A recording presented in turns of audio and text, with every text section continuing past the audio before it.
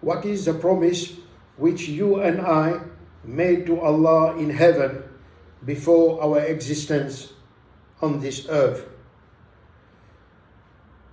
If you ignore this promise, you'll be just like a ship sailing in the midst of the ocean without a rudder to guide it towards its destination.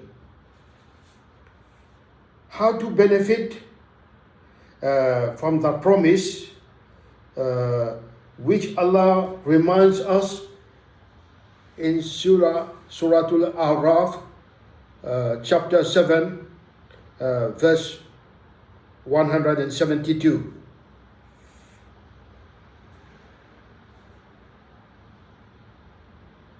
This verse is, I recommend that you memorize it, but first, let me give you a section of that verse where Allah gathered all the human souls and questioned them, which means I'm talking about all the children of Adam, from the firstborn to the last born before the end of this world. And he Allah the Almighty asks them in Arabic, Alastu bi rabbikum? Qalu bala shahidna.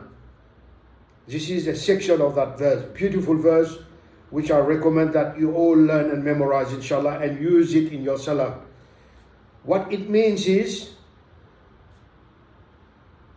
Allah saying, am I not your Lord?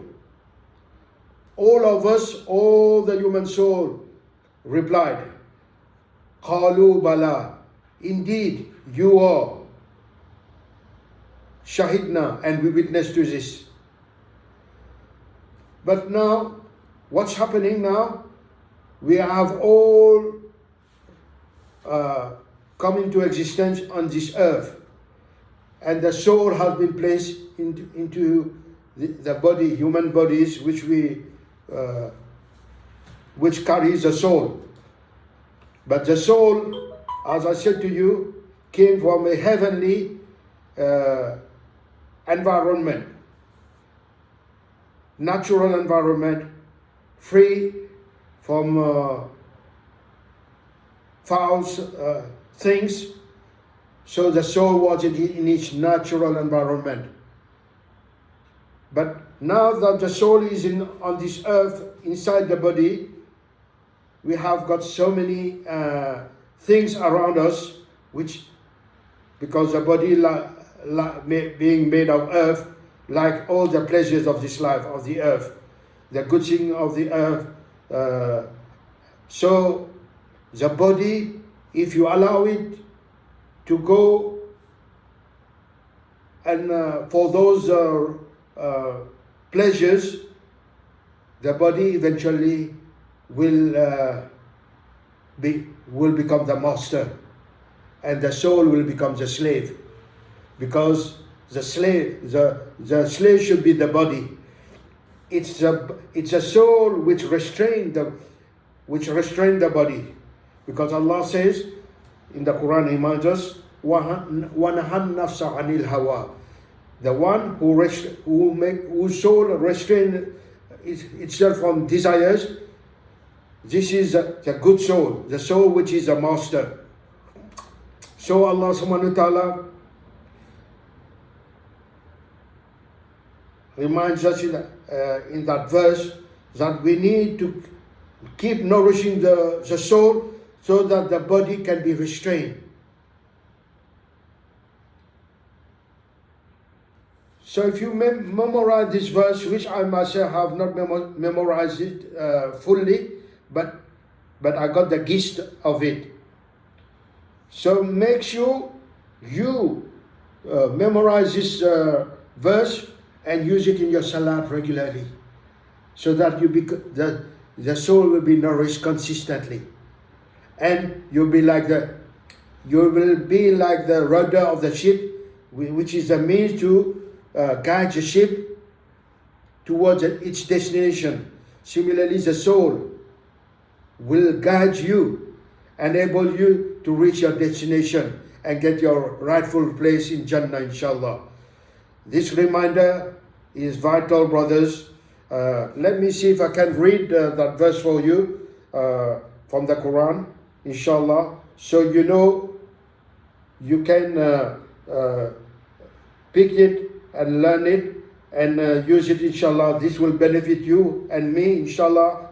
I will also memorize it, bismillah, with Allah's permission, and implement it so that it can help us become the master, make our soul become the master instead of the body becoming the master.